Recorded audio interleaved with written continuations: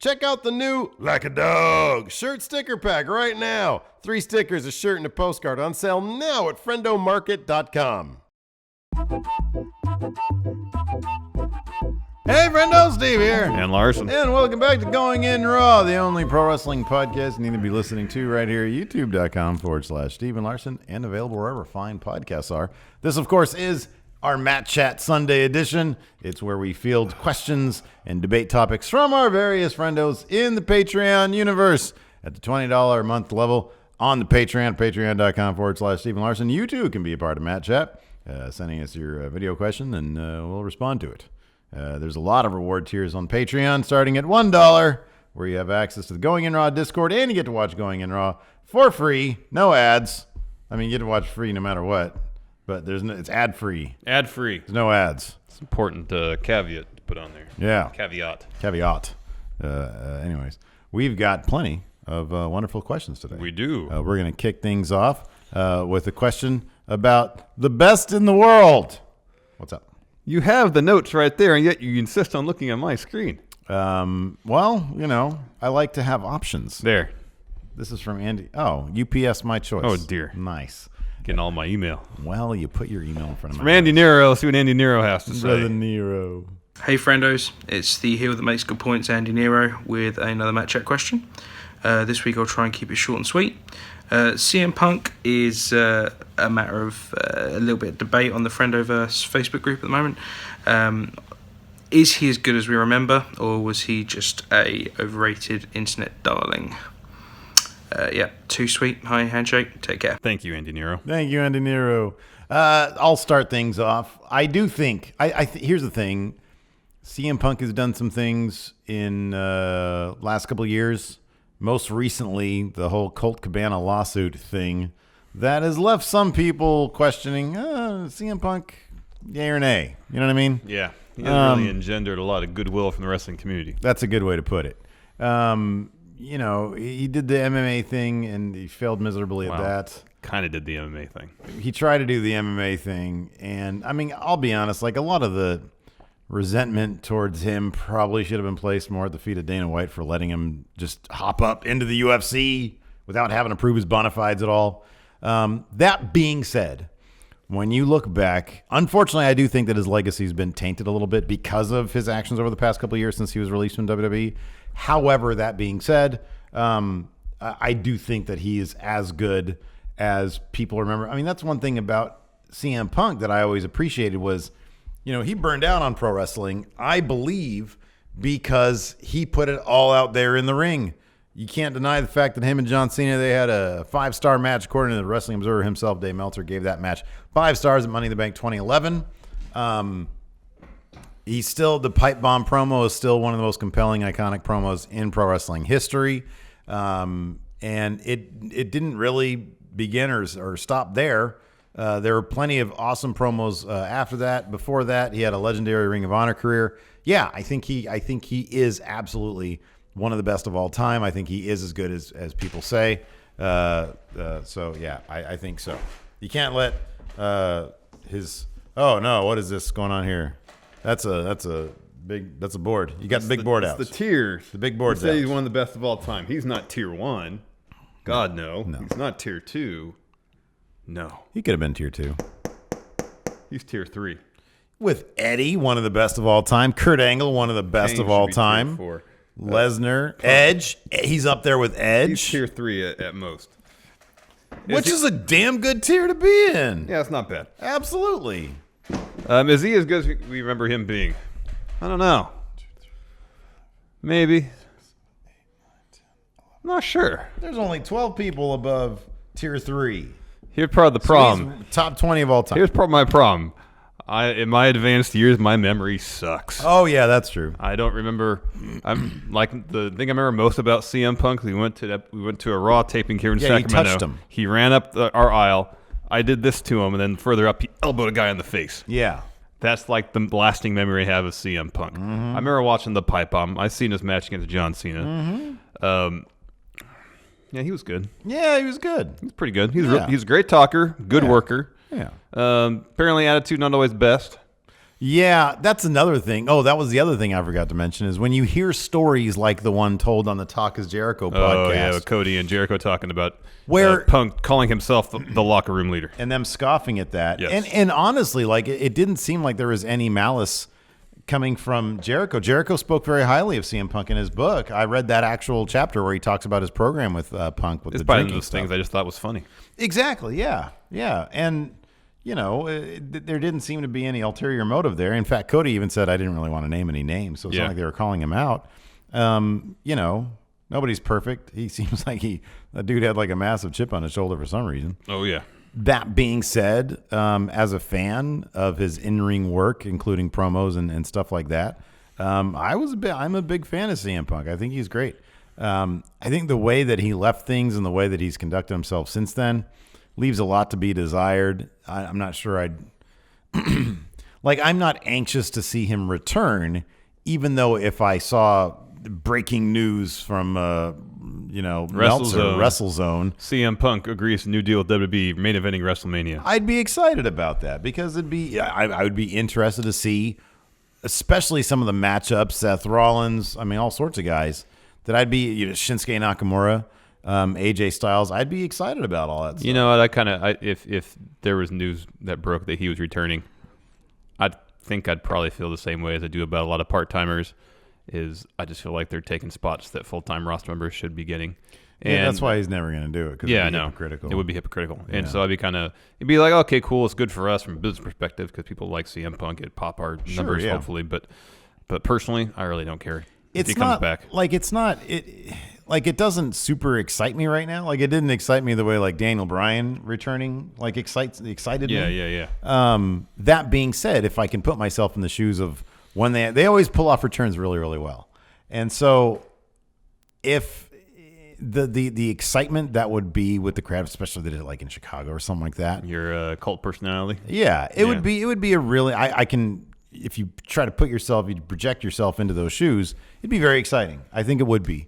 The idea of it now, just given what we've seen from him over the past couple of years and this whole Colt Cabana thing, that sours your taste a little bit, I think. And me too, it doesn't exactly excite me.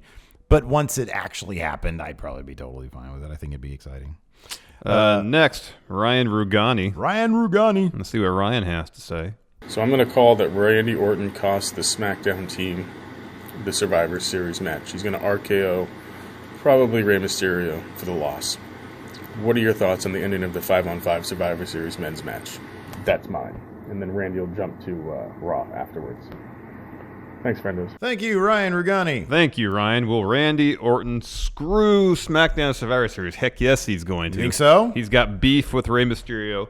I read a headline earlier today that he was upset about being left off men's Survivor Series team, SmackDown team, Survivor Series team. He is totally going to get involved in this match. Whoa, back up. What? What did you just say? You read what? There's a headline somewhere I saw that Randy Orton was upset about not being on the Survivor Series team. Shoot, like real? For real? No, I think character-wise. Oh, okay. I just saw the headline. I didn't read anything. I was scrolling through Twitter, saw the headlines, like, oh, that's not surprising, and kept on going. Continue, please. So, yeah, he's totally going to get involved, and he's going to at least screw Ray out of his spot. Probably going to RKO him, leave him getting pinned, which will ultimately probably cause Team SmackDown Survivor Series team to lose. Yes, Orton's getting involved. He is going to cause some sort of problems for Team SmackDown. As far as him going to Raw, don't think so. He and Ray have unfinished business there on SmackDown. I don't think it's changing. What did he put on Twitter? This is pretty funny, actually, because you know who he was responding to? A James Ellsworth tweet where he said, "What wrestling moment caught your attention the most this week?" Randy Orton responded with, "Me not being in the traditional Survivor Series match for the 11th time, even though I am the GOAT in that particular match, and AJ got kicked in the nuts again." That was just 2 hours ago. We're filming this on Wednesday. I love that he's just on Twitter. He's responding to Carl Anderson. That's funny. That's great. Anyway. So anyways, yes, Randy's getting involved. He's going to RKO Rey Mysterio. Certainly seems that way. It'd be odd for Randy Orton to be left off the Survivor Series thing. However, I mentioned this before during our predictions episode. This is going live on Sunday. On the actual day of Survivor Series, which we're doing the live stream reaction live stream for it. So come tune in about 4 o'clock or so. Be sure to check it out. Last year, anyways, if we were to go by last year, they booked that match almost completely in a vacuum. It was as if they didn't really take into account what was happening throughout the stories because the Raw team was completely designed to implode. And everybody acted like everybody was cool. If I recall correctly. I mean, I'm sure there was a little bit of it. No, there was a little bit of it. But it didn't make a hell of a lot of sense for things to finish the way they finished, for SmackDown to essentially just be decimated. Yeah, it was down to Shane and Randy. Yeah. They were the final two. Yeah. So, I don't know, man. No, Randy's totally going to screw Team SmackDown. Totally. I mean, it'd be weird for him not to be on the card, so maybe I'm totally. Just not gonna say totally. Totally. No guarantee. 9 confidence points. 9 confidence. 9 confidence points. Oh, because man. where else is this feud going to go between Ray and Randy unless Randy does something pick back to up the on detriment of SmackDown? It'll just pick back No, up because on not only do you have SmackDown. Ray upset with them, you have Shane angry with them. Everybody's already upset with Kicks Randy things Orton. up a notch. Yes, Randy's getting involved. Why RKO. is he RKOing people again? I thought he was a bad No, guy. he shouldn't be doing that. He's a bad guy. He should be RKOing Why would he be anybody. messing with production people again. Uh, In character, not behind the scenes. Yes. AO Worm has a question. AO Worm, oh man, and his adorable little daughter. Let's just roll the footage. What's going on, friendo? It's your boy A.O. Worm here, another match chat question. I'm here with my little oldest one right here. Say hi. Okay. So my match chat question comes from a good friendo, Rebecca, that's in the friendoverse. She wants to know, since Brock now has the Universal title again, are we stuck in limbo? Like, where do we go from here? Like, what's the next logical step? All right, friendos, take it easy. Too sweet, hearty handshake. Say bye. Thank you, AO Worm. Thank and you, your AO Worm. Beautiful little daughter. She's so cute. Yeah, man. Yeah, that look. We had a saying here on Going in Raw: never bet against Brock Lesnar winning. At this point, never bet against Brock Lesnar holding that Universal Championship. It's in limbo. I know we've heard that Braun or Drew or somebody's going to be taking that, or Seth's going to be taking that title off him at Royal Rumble. I don't think it's going to happen. I think everybody thinks that Braun's going to take that title off him at Rumble after Braun destroys Baron Corbin at TLC. Nope. Brock is holding on that title till WrestleMania. They might try to do something where he takes that title to UFC, something stupid and cheesy like that. That title's being held up, and is going to suck. So, yeah. No, because the big difference here, as opposed to last time we had the belt for more than a year, is that I feel like we have an endpoint. We know that Mania, it's not a guarantee. You said the It's not a exact same certainty. thing like a year ago. It's not a certainty, but if I were to put confidence points on it, there 9. No. 7. No, 6.5. No, 6.5 confidence points. 1 to 10, 6.5, maybe 7 confidence points that Brock will drop that belt. Mania at the latest. Could happen as soon as Royal Rumble. There's a light at the end of the tunnel, and we could see it. And that's the major difference this time around. So, if between now and either Rumble or Mania, they build up Braun. Well, Braun's already the point. I don't know why they put the title on him anyways. Drew, Seth, Finn, any number of talents on Raw. Bob Lashley, build them up to their inevitable clash with Brock at either Rumble or Mania. If they want to invest the time and effort to craft an interesting story in the build-up. Brock doesn't have to be involved because he's not in the show. Just involve whoever's going to eventually face him at Mania. It could be an interesting story. It's like the angst involved with his previous run. It was like, well, this is seemingly never-ending. Yeah. It just keeps going and going and going. And it's still going. No, he didn't have it for a while, and if Roman didn't have his health issues, Roman would still have it. Yeah, well, there's no You know Roman what now. Brock is right now? He's a transitional champion. Oh, man. Yep. No. Brock right now is a transitional champion. He will lose that belt Mania at the latest. Knowing that, Mania's a long time. it's like 4.5 months. Mania's a long time from now. Knowing that's the case, I don't feel Another the dread that I did during his previous run. I know in 5 months it'll be in someone else's hands, and all will be well. we knew for a fact that Vince McMahon had his dude in Roman Reigns. That nightmare that we went through was all just getting. We don't know who Vince likes right now. He doesn't like anybody. Well, he should like Drew McIntyre. He should like any number of people. Brilliant. We don't know any of that stuff, man. He likes Brock Lesnar. Well, that's true. But he can like more than just Brock Lesnar. And he's gonna try to finagle Daniel Cormier into some sort of deal with the WWE too. So it's gonna be Daniel Cormier and Brock Lesnar fighting over that Universal Championship. Yep, believe it. And the rest of the dudes there on Monday Night Raw, day in, day out, 385 days a year, are going to be trying to fight over that Intercontinental Championship. Well, it raises the prestige of the Intercontinental Championship. And the rest of them thing. are going to be fighting over table scraps. You can be more positive. TV time. A lot at the end of the tunnel. Next question. No reason to be positive here. From Christopher Rampersad. Let's see what Christopher has to say. Hello, Stephen Larson. So my question is, after Daniel Bryan win the WWE Championship, do you think that Daniel Bryan's still getting buried, or this is an opportunity to Brock just to squash him at Survivor Series? What is your thoughts on this? Thank you, Christopher Rampersad. Thank you, Christopher. No, Daniel Bryan is not going to get squashed by Brock Lesnar. What we saw last year between Brock and AJ Styles, I think, is the template they're going to work with. This time around, Daniel Bryan is going to use his technical skills to work limbs, get Lesnar off his feet, exact pain on various parts of his body. Yeah. It's going to take an AJ Styles run-in to keep Daniel Bryan from potentially winning the match. Daniel Bryan is not getting squashed. This will be competitive. Brock will come out. He'll be dominant for a bit. Daniel Bryan will finally take advantage of his speed, quickness advantage, as well as his technical prowess. Get Brock off his feet. Amazing story. Good match. I have a really, really hard time believing that they would. This Daniel Bryan heel turn thing, character shift, is a major moment for the WWE, for the stories they're trying to tell. His title win is also that. And so I have a hard time believing it would completely destroy, or it would railroad the story they're trying to tell by having Daniel Bryan achieve this goal, have the prestige title, walk in, and then just get annihilated. Yeah. So I think you're right about that. I think Daniel Bryan's going to put up a hell of a fight. I think there's going to be, I think he's going to use his smaller size to sort of chip away at the giant. Yep. It's going to be like a Attack on Titan type situation that we have here. And then he might come close to. And then AJ. I have never seen any Attack on Titan. I just know there's naked giants. I've never seen all I know. Frame. Well, it's not true. I have seen a frame of it. I know that. I mean, the art style is really cool. Yeah. And people say it's great. Yeah.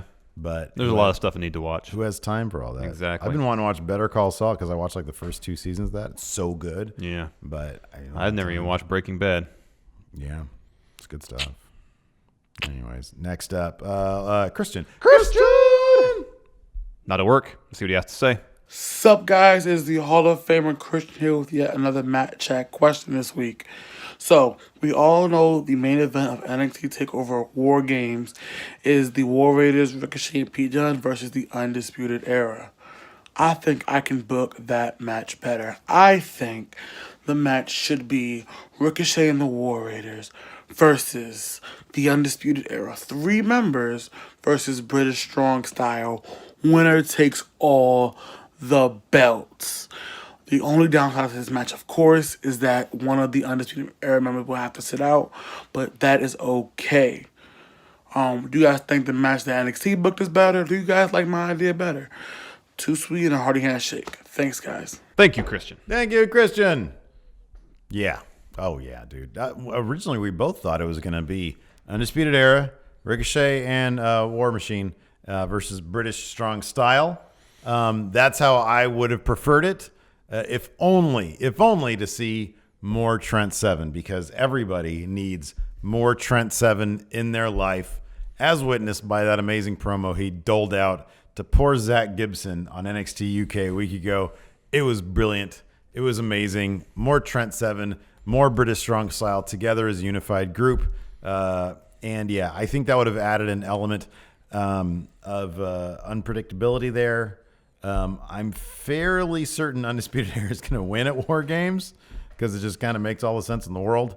But add British Strong Style in there, it sort of changes things a little bit. I don't think they would have won necessarily, but I think it could have changed things a little bit because you have more pieces to the puzzle there. No. Traditional War Games match, 4-on-4. Not 3 teams of 3. What is that? Hopefully they'll put the roof back on the War Games cage like it was in the olden days. No, man. You're living in the past. No way, man. I know it's like the team of Ricochet, War Raiders, and Pete Dunne. Pete Dunne's a heel. No, he's not. He's a tweener. He's a heel. He's a tweener. It's kind of an odd mix of guys, but they've all been kind of involved in some capacity together. And I'm sure Triple H has plans after this that made him decide these were the 2 teams he wanted to go with, as opposed to the 3-man team triple threat match. So let's wait and see what happens afterwards before judging this and wishing we had seen Undisputed Era, Ricochet, War Raiders, and British Strong Style inside the cage. Prejudge, be angry, and then spit venom at all the competitors on Twitter. Be sure to do that. No, it's terrible advice. Cactus Jackie, the masked Cactus Jackie. Let's see what she has to say. Hi, Stephen Larson. Cactus Jackie here. Back with another Matt Chat question. So Survivor Series is on Sunday, and for us in the U.S., Thanksgiving is a couple days after. So I would like for you to do a little bit of fantasy booking and book the return of the Gobbledygooker at this year's Survivor Series. It can either be a one-off appearance, or it can be a couple weeks long storyline that probably lasts a little bit longer than it should. You decide. That's pretty much it. Hope everybody has a nice Thanksgiving that celebrates. Otherwise, have a nice day. Thank you, Cactus Jackie. Thank you, Cactus Jackie. Okay, how about this? Here we go. Charlotte Ronda's about to go down, right? And it's they put in the main event slot, right? Just before the match, we're back there in the dressing room, and the Gobbledygooker has Ronda in the disarmer. Oh, The disarmer. Has her in the disarmer. it's not too dissimilar than the idea I had. Ronda goes out there. Oh, get her arm. Charlotte, figure 8, gets the tap out victory. Ronda eats her first loss. The big turkey comes out there and unmasks, and it's James Ellsworth. Oh, Whoa, shocking. Swerve. James Ellsworth returns. See, here's the idea I had, is that during the Men's Survivor Series match, there's this man-sized turkey that runs out to the ring. RKO. But then also later on, during Daniel Bryan, Brock Lesnar, you have the same anthropomorphic turkey run out there. Yeah. Phenomenal forearm. Phenomenal forearm. And you're like, hold on, who is this? Is this Orton? Is this AJ? Here? Yeah. And unmasked, it's Adam Cole. Undisputed Era debuts. Yeah. But they're all like, their new gimmick is mascot costumes. Yeah, exactly. Exactly. They're all various animals. Right, exactly. And they just lose every match they have. Devon the Dude has a question. Let's see what he has to say. Hey, friendos, it's Devon the Dude here, back with another Match Chat question. After returning from the main event of last Match Chat, it's been a rough day since hearing the news about Becky. I mean, it sucks, but hey, we'll never know. I mean, I'm waiting till the Royal Rumble to buy my WrestleMania ticket. We'll see what happens. I mean, here's to hoping, right? With that being said, where do you see them going now with Charlotte? If Becky ends up with the main event of WrestleMania, do you really think they'll just do a Charlotte versus Asuka match again, or could they do something else? What are your thoughts?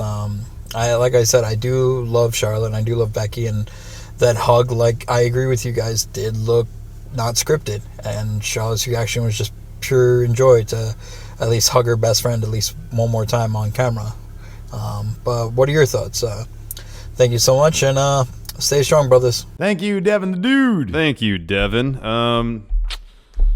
That is a good question. What is going to happen with Charlotte? Plan for Charlotte, so that she had her big loss, crisis of confidence thing with Becky. They were going to do where Charlotte didn't want to be part of Team SmackDown, or she didn't want to be captain or whatever. Yeah. And they kind of let that go, and then the whole Becky. Well, they seemed like they were going to address it because they were talking about it, I believe, on Raw this week. That Charlotte was offered the captainship of Team SmackDown. She had declined. She was named as a member of the team by Paige. Howard didn't come to the ring with all the other competitors. Oh, Mandy Rose came out. Exactly. And she started running everybody down. So I think that was the route they were going to go, where Charlotte was unsure of her place in the SmackDown Women's division at the time because of her losses to Becky. Obviously, they had to do a quick pivot to this.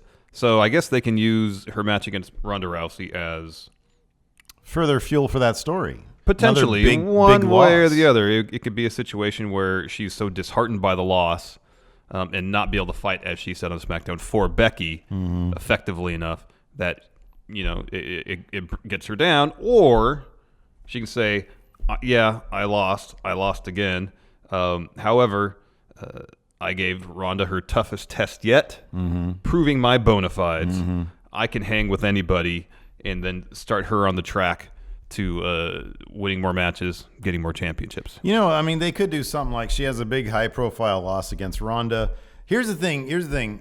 Her loss against Becky in that last woman standing match at Evolution was fantastic, and she came so close, and she still came up short. Yep. If they replicate something like that with Ronda, where she still comes up short, she still doesn't have the confidence to say, I took her to her limit, because she didn't win. And so they can still roll with that, give her a couple more losses even, until she turns it around at the Rumble, turns in one of those, huge performances at the Rumble where she comes in, first or second. She lasts the entire thing, sets a new record for eliminations. It comes down to like her and Asuka maybe. She eliminates Asuka, which sucks for Asuka, but she's Asuka. She'll be fine. Or she won't. So Charlotte wins the Rumble. Becky still has her claim at Ronda Rousey. So they all three go to Mania in the first women's main event at WrestleMania, triple threat match.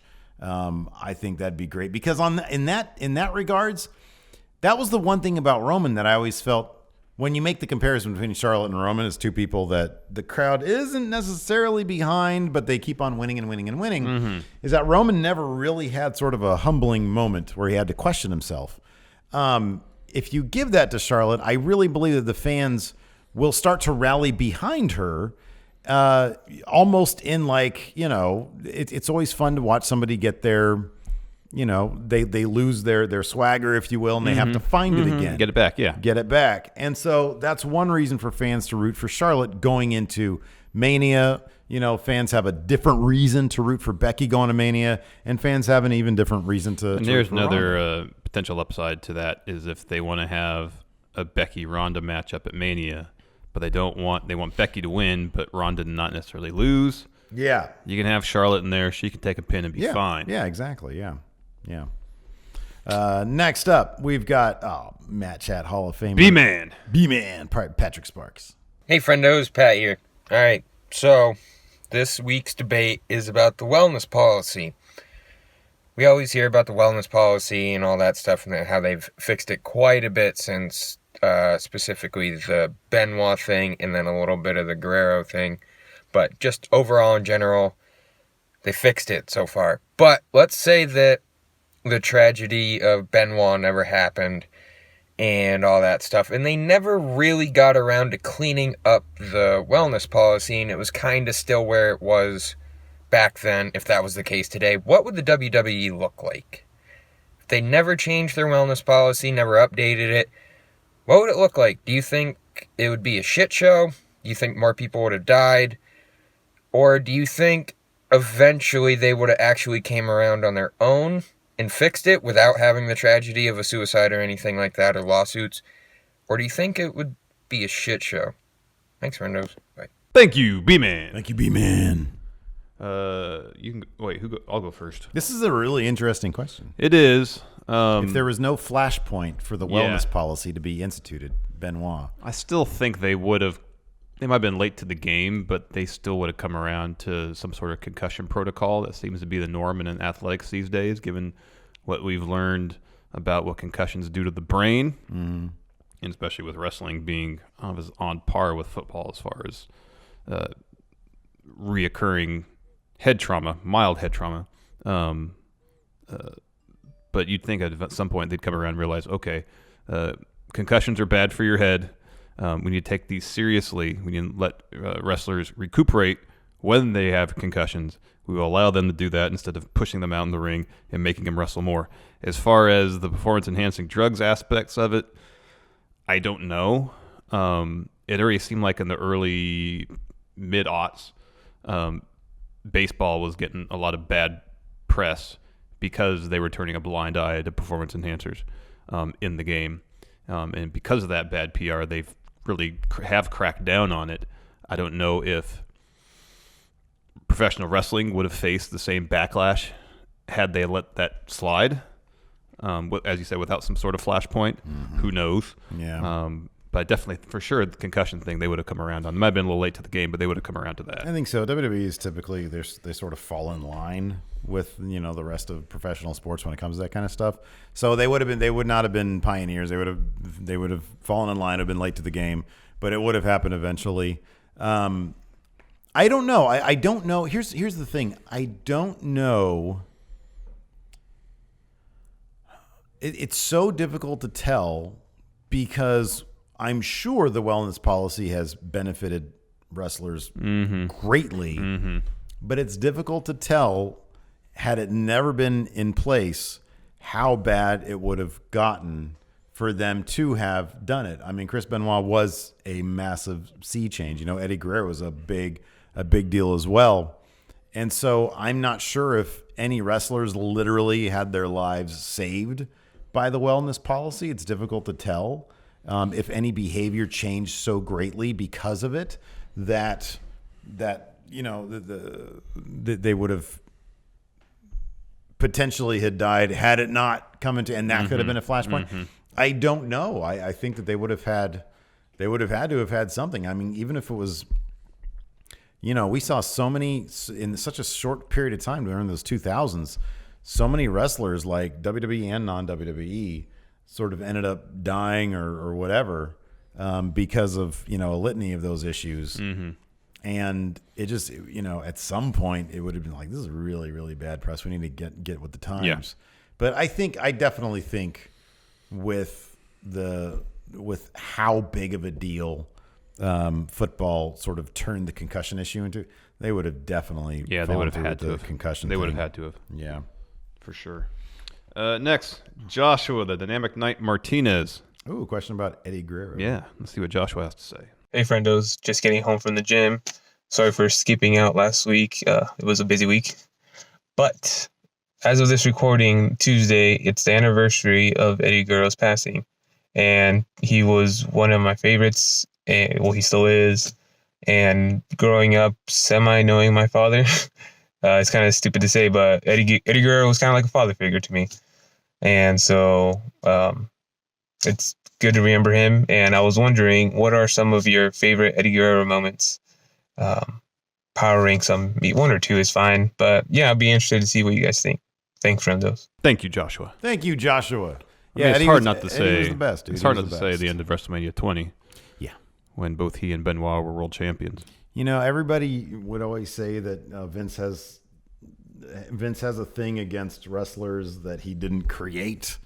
And the end of WrestleMania 20, when you had Benoit and Guerrero in there, two guys that Vince did not create. Those guys, they came up in WCW and of course, Mexico, Japan. To see them and that confetti raining down was such a real moment between those two guys. It was absolutely beautiful. And yeah, it was really fantastic. But man, I mean, I remember even when we used to watch WCW, what a high point Eddie Guerrero was. Sheet to win, man. Yeah. Sheet to win. He was so good even back then. The LWO stuff. Oh, yeah. And it was always so sad because you always just knew. You would always get excited when they get involved in something relatively high profile, but you always knew that Hogan was there. And there would never, those guys, Benoit, Jericho, Guerrero, Dean Malenko, they would never get a shot at like the real main event. So like you would always think of the US/TV title scene as like, oh, we get this. This is where the cool stuff is happening here. And the cruiserweight division. And of course the cruiserweight division. But and then when the Radicals debuted, that was so exciting. It was like, oh, I get to see what these guys look like, but in the cool WWF way of doing things. I know. And it was just as cool as you figured it'd be, So yeah, I mean, Do you remember that time that Eddie did the frog splash and dislocated his elbow? yeah. Remember Oh God. that? Not a favorite Eddie moment. No, that looked like it hurt like hell. But I remember that one. That's like one of the things that just sticks in my mind. Oh man. Oh, his match against JBL where he Passed out went to backstage shock. from bleeding so much. Yeah, that was pretty brutal. He was awesome. Eddie was one of the best. All the when he throws the chair at his competitor, at his opponent, and then falls down. Yeah. Ref starts looking. Yeah. I saw somebody posted a video of that on his the other day when he did that with Mr. Kennedy. It was awesome because it was like, yeah, screw you, Mr. Kennedy. Yeah. Eddie was one of the best. He was. Next from Tim Spulak. See what Tim has to say. Steve, Larson, Tim Spulak, and Sean back with another Matt Chat question. We're going to do something long and complicated with the drill this week, but we decided to keep it simple. With sibling rivalry, we know that there's rumored to be two camps after Vince eventually steps down, whether that's Stephanie and Triple H or Kevin Dunn and rumored to be Shane. So the question is, what would each WWE look like in the future with either side taking lead, or what would a WWE look like with both sides taking on a show? Debate that for me, and I'll talk to you guys from Denver next week. Can I get you anything? Thank you, Tim. Thank you, Tim. We're about to get. Remember that movie Pie, where he drilled his own head? Yeah. That's what's about to happen there. Yeah, it seemed that way. That was some Saw-like stuff going on there. Yeah. Anyways, who should take over WWE when Vince is gone? Stephanie and Triple H, or Kevin Dunn and Shane? Well, go ahead. All right. I mean, it's Stephanie and Triple H. That's so easy because, like, look at NXT. It's amazing. It's the best TV show ever. And imagine that, but main roster. That'd be great. That's all I have to say. You know, there's got to be some reason that Kevin Dunn's still around, other than Vince just likes him. Dude, listen. He's got to know something, right? Listen. Week to week, it is impressive that they are able to put on 5 hours of TV, and it runs basically seamlessly. Basically, yeah. From a production standpoint, and yes. Kevin Dunn has a lot to do with that. Yeah, totally. You know, so yeah. I mean, Shane, I'm not really aware of what he's done creatively in terms of the wrestling aspect. I know he's like one of the reasons he left, I believe, initially, was that he wasn't more involved in that respect. You know who I think would actually make a better team than either of those two pairings? Not to say, look back at that at when they asked Cody who came up with Stardust. Who did he say it was? Stephanie. Give me Triple H and Shane. Mm-hmm. Give me Triple H and Shane. Shane seems like he'd be a very collaborative guy. Yes. He seems like he'd be open to. He seems more than. Stephanie seems like a direct product of Vince. Yes. Shane does not. No. And even though he looks like him. Shane seems more like Triple H, and you hear Triple H talk, and he seems to be open to collaboration and take influences from, you know, a wide variety of things and incorporate into this case NXT. And Shane seems more in tune with that. Yeah, he does. Way of doing things. Yeah. Yeah. So that'd be interesting. And on top of that, Shane was gone for a long time. Mm-hmm. It's always good to have like sort of a different set of eyes. He had. I mean, look. I know we did not like the SmackDown storyline with him and Kevin Owens. Mm-mm. But the fact that if the creative was better, like he worked well with Kevin Owens and Sami Zayn. Yeah. Like he did a lot of great stuff with them in terms of them working together, not the creative behind it. Yeah. It dragged everything to a halt. Yeah. But the fact that he would, you know, because he used to work with like Kurt Angle and Triple H and stuff like that. You know, working with Kevin Owens, that's kind of a sign of respect for Kevin Owens. Oh yeah. You know? So I don't know, and you know, obviously we love Kevin Owens. Heck yeah. So I think I would prefer the team of Triple H and Shane McMahon. We can both endorse that point of view, Steve. All right. Next up, Stephen M. Let's see what Stephen M has to say. Come start with Windows will do it's your Irish linguistic expert Stephen M here with another match chat question. Now I was thinking a way to spice up the mixed match challenge. For season 3, I think they should bring in the mixed match belts, so mix a whole mixed tag division, and crown the inaugural mixed match tag champs. And I was thinking the people to do this would be Shayna Baszler and Samoa Joe against Bayley and Finn in the finals, because I think Samoa Joe and Shayna Baszler would just be the perfect team. And I believe a mixed tag division would just spice up and give opportunity to people that otherwise aren't doing much. So, who would you want to see win the mixed match belts, and who would be some teams you'd love to see in it? Too Sweet, Eddie Handshake, Steve Shoulder Lean. Thank you, Stephen M. Thank you, Stephen M. You got to give the first mixed match tag championships to the most dominant team in the history of mixed match challenge thus far, Miz, Asuka. Yeah, that's the correct answer. Miz and Asuka. Man, here I've got the right answer. Or Braun and Alexa Bliss. No way. She can't even wrestle anymore. She's retired. Not true. Naomi and Jimmy Uso. Yes. Naomi and Uso. They should be, here's the thing. They already kind of, whoever has these titles needs to be aligned outside the world of mixed match challenge, which, by the way, I think it'd be a good idea to have sort of to have the mixed match challenge be kind of a continuing thing. Mm-hmm. It's so much fun. It gives you a house show feel. They do so many fun things. You don't need to wear the belts everywhere you go. But Naomi and Jimmy Uso, obviously they're married. They can act, which they kind of have in the past, as kind of a faction. We have seen her aligned with her husband and her husband's brother. And to see those more titles, I always love when factions have a lot of titles. Oh, yeah. And so to see titles, number one, Naomi needs to be a champion again of some sort. Yeah, so does Asuka. She needs to be a champion on the main roster. Yeah, but mixed match, that's too small for her. That's small for her. It's better than nothing. Facebook. Can it be like better than nothing? A big blue strap with like a big Facebook logo? No. Facebook presents mixed match division titles championships. Great. Naomi and Jimmy Uso. I think that's perfect. That's great. All right. Because they'd actually wear the titles. I think Miz and Asuka to wear the titles too. They're never together. They're together. Together when it counts, when they're having a match together. Yeah, but you want them to wear it regardless. Next, Thayer Thabata. Let's see what Thayer Thabata has to say. Thayer Thabata. Hey guys, this week the Friendoverse wants to know is who are some of the biggest Shawn Michaels and Marty Jannetty pairings in both WWE main roster and in NXT right now. Thanks, guys. Thank you, Thayer Thabata. It's the Street Profits, right? Every time the Street Profits do something cool, Montez Ford is doing it, and then the other guy just can't even. He has got like a 2-inch vertical.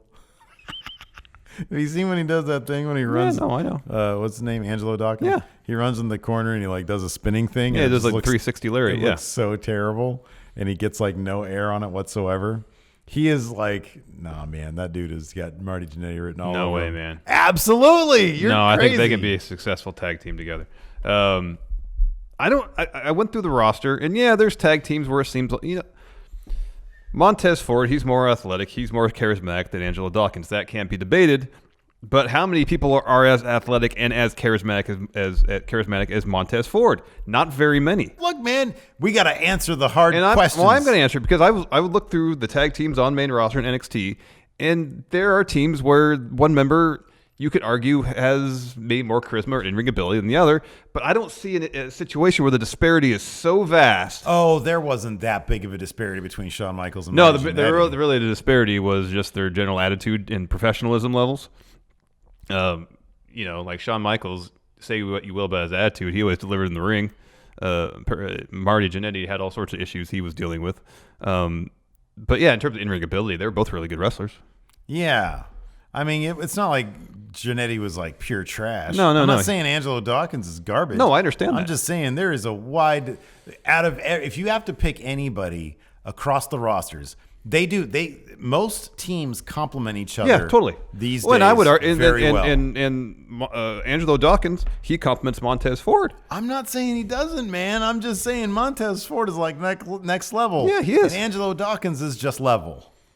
Yeah, okay. There's a disparity there. There's a disparity. I'm not disagreeing with you. Yeah, man. But I'm not saying there's not a disparity out there that you could look back in 10 years, I think, and say Jannetty of the team. Because it's not so much a matter of Jannetty's shortcomings, or it's so much a matter of his in-ring performance, because we just said he was a pretty good wrestler in his own right. It was just kind of everything else he struggled with. Yeah. No, I mean, you're right in that he didn't have nearly the charisma of HBK. No. He wasn't nearly the in-ring performer. He was a good... Yeah, he was a good worker. He was a serviceable worker. Yeah. And that's what Angelo Dawkins. He's a serviceable worker. But I think today, look, man, I'm not trying to pile on anybody. When you dub someone a Jannetty, that's like a huge insult. It is really bad. It is, and I don't think there's anybody on the main roster or NXT in a tag team that right now you can view and say that's a Jannetty. I just don't think it's there. I think the talent level across the board is so high. I think I can't see anybody in these tag teams right now who's going to be like anywhere close to the state Marty Jannetty is in right now. Well, no, because there's a wellness policy and everybody's smarter right now. I think Angelo Dawkins is going to have a fine wrestling career, regardless of where he ends up after they break them up and he gets released. I don't think for a second that he's going to be on Facebook asking people. I won't even continue that. I can't say the words. I can't say what he asked people on Facebook. But here's the thing: if Marty Jannetty hadn't burnt out like he did, if he kept himself together and had a serviceable career, there would not be this conversation of who is the Jannetty of a tag team. Oh, you think that term never would have come to pass? No. You're probably wrong. I don't know, dude. He had a lot. Yeah. I think it wasn't so much what he did on camera in the ring. It was everything else. You're probably right about that. But I don't know. I don't know, man. But I'll be honest with you. I cannot think of another tag team in WWE that has the same disparity. No, I understand. That I see between Montez and there's Ford a disparity. There is a disparity. You are right. It's partially because Montez Ford does actually seem to be that good. Yeah. That absolutely does seem to be the case. Yeah. Man, I watched, speaking of his wife, I watched her promo with Mia Yim again twice this morning. So good. Oh my God, it's so good. It's so good. There was one other one other tag team that I thought maybe. Who? Come on. Now I have to remember who it is. The Bludgeon Brothers. Yeah, that's one. Luke Harper is fantastic, and Eric Rowan is serviceable. I'll say this, in terms of pro wrestling, it's difficult to see Chad Gable earning his full potential in the tag team with Bobby Roode. Mm-hmm. Bobby Roode is so much money, and they're doing him such a disservice right now. Chad Gable even isn't getting anything out of this. No. They're both on the losing end of that stick. It's weird. The other team I thought of, and it's debatable, Heath Slater's got great comedic timing. I wonder if you're going to bring them up. As a wrestler, he's pretty so-so. Yeah. Rhino is past his prime, but in his prime, he was pretty darn good. You know what other tag team I think is actually being held down by their gimmick, Breezango. Mm-hmm. Because that gimmick, that like Fashion Files thing, had such a limited ceiling. Oh yeah, I know. It was so limited. And the thing about especially Fandango, that dude could be massive right now. He's got the looks, the athleticism, the charisma, the comic time. He has everything. I know. And they saddled him from the with that. very beginning with an awful gimmick. Yeah. Oh, and he tried his damnedest to make it something. He did. And he still makes it entertaining. Yeah. He starts violently grinding his pelvis. That'll never it's not hilarious. Be funny to me. That'll never not be It's funny. hilarious. This next question is my favorite question. All right, let's get to it then. Zach S. What's good, Steve Larson, many friendos out there? It is your matchup Hall of Famer, Zach S. Coming at you with another matchup question. Question this week is, if you were the booker, what do you think would be a more difficult match to book?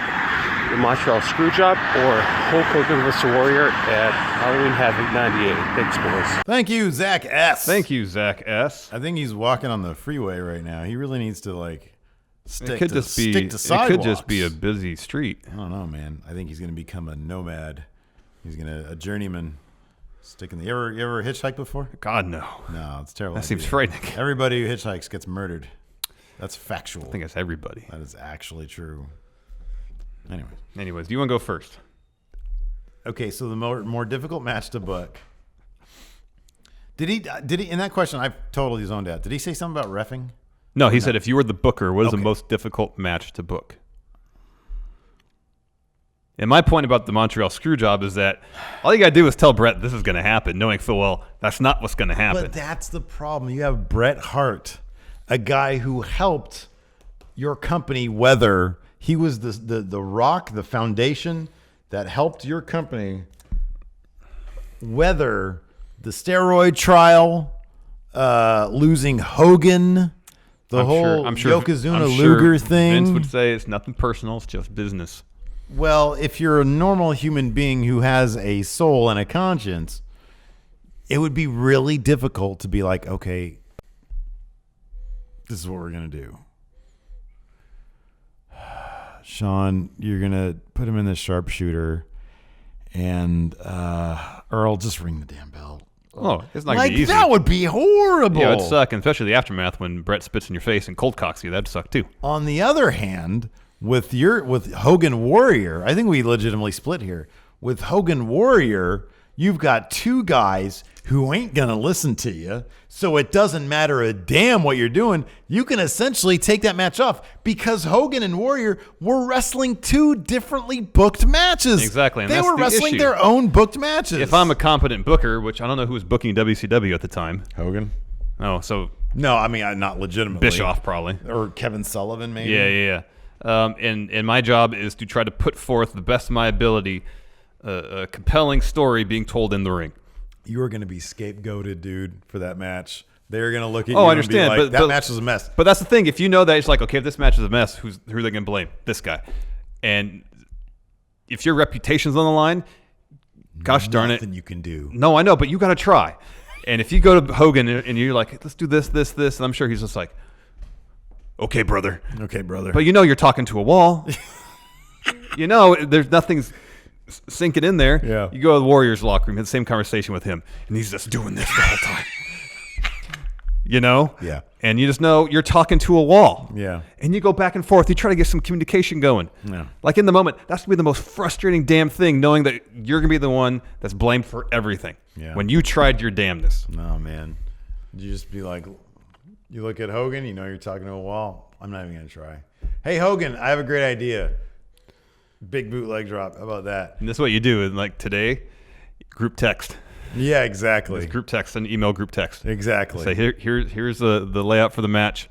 If you guys have some ideas, let's bounce them back and forth within this group text. Yeah. And then you have a paper trail. Everybody, some people says yeah. You're the blame for this, and you're like, no, here. Yeah. This gets leaked. Here's the actual book sheet with the spots all planned out. Number one, Warrior doesn't know how to use a cell phone. He doesn't know about group text. Number two, Hogan will just know. He just won't even respond. He knows how to use it, but it'll be marked as red. He'll leave it on red. It'll be the perpetual 3 dots. Exactly. And then But that's hold on. You go to them individually, and you're like, listen, man, we really need to get this hammered out. The match is happening in like 5 hours. We got to do this. Okay, brother. Big boot, leg drop. Okay, Hogan. You go, and he's not budging from that. You go to Warrior. He's doing that stuff, and he's like, and he's saying some garbage out of his mouth. And you're like, okay, whatever. And you're like, listen, you're brought in to lose to Hogan. You know that. And so Warrior offers up suggestions. You say, okay, fine, Warrior, that's fine. And then you go and like right before the match, you see Hogan talking to the referee of the match. Doing this. Exactly. And then you just got to say, you just got to start working on your resume. That's what I'm saying. All you gotta do. Is you do the group text, you do the email with the breakdown of the match. So when things inevitably go south on you, you can just have that leaked. But you're so you not, can say at least I, as a booker, did my job. It's on them that it didn't work. But you're not emotionally involved. You're not stabbing. You're not stabbing somebody in the back. I would be emotionally involved if my job was on the line. But you're not stabbing anybody in the back. Your conscience is clear. It is clear as day. It would be clear with booking that Survivor Series match. It would be in the Hogan Warrior case. It would be clear up until the point where I'm on the unemployment line and can't feed myself or my family. Hey, then you call up Jerry Jarrett. You call up Paul Heyman, see if ECW is hiring. But you can sleep at night, at least knowing that you're a good person. You do that stuff with Bret, you can't sleep at night. You're a terrible person.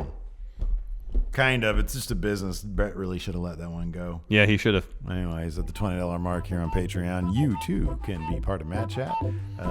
Check it out at patreon.com/Stephen Larson. Tell your friends. Until next time. Talk to you guys later. Bye.